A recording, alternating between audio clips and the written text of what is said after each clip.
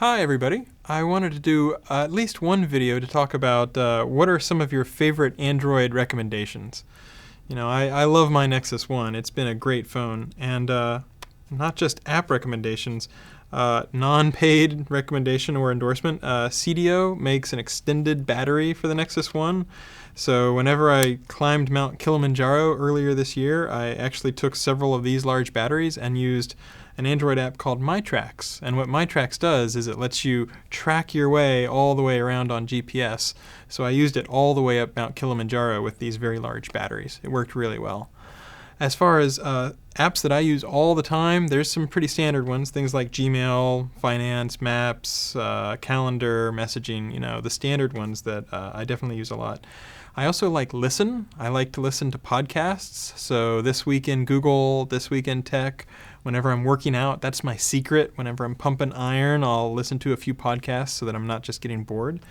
There's a really cool app called TripIt. If you haven't tried TripIt, it's a great way whenever you're doing travel, you forward your stuff to plans@tripit.com, and it makes a very easy website or a good Android app where instead of printing out all your flight stuff on paper, you can just look at it and you can say, oh, okay, this is the next thing that I'm going to be on as far as my flight.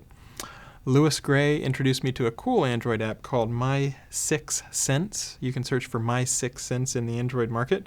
And what it does is it'll take your Twitter feed, your Buzz feed, the things that you read in Google Reader, and it basically blends them all together and it sorts them by relevance. So you don't have to necessarily read 8 hours worth of tweets in order to see the most interesting stuff. It'll surface the most interesting stuff for you.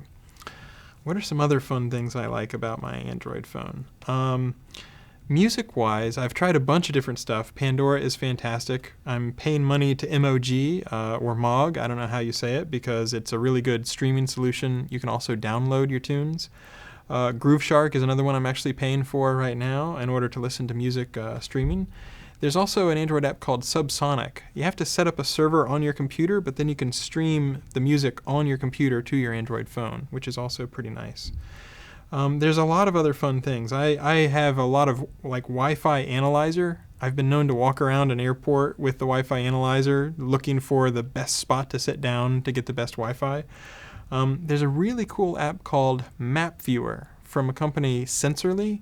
And what that will do is you can fire it up and just sort of walk around and it will upload a very fine-grained map of your cell phone coverage and sort of say, oh, this is the quality that you've got. And so everybody walking around generates a much better quality map than just the stuff that you'd see on the brochures for, AT&T or Verizon or T-Mobile or whatever. So you can actually start up the application and upload your own data and then find out just how good your signal strength is.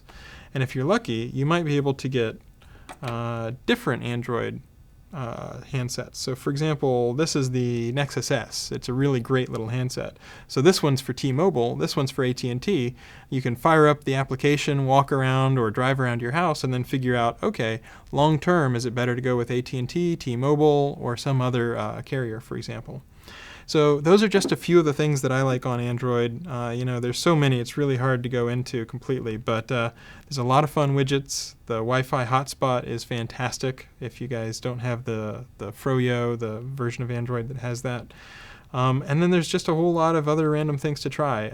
If you haven't played around with the Android market, recently they came out with a new revision that will show you related apps. So you can start from one app and you can kind of surf around watching the comments and then also seeing what other apps people are using. By the time you get done, you can waste a large number of hours having fun. There's even a few little, kind of neat things like Chrome to Phone, which basically lets you be surfing on your laptop and say, you know what, this is a cool web page, I want to send it to my phone. So it's an extension that you install in Chrome, and then you install this app. You click a button, and boom, it's instantly sent to your phone. That can be very handy for things like, phone numbers or various things that you want to send.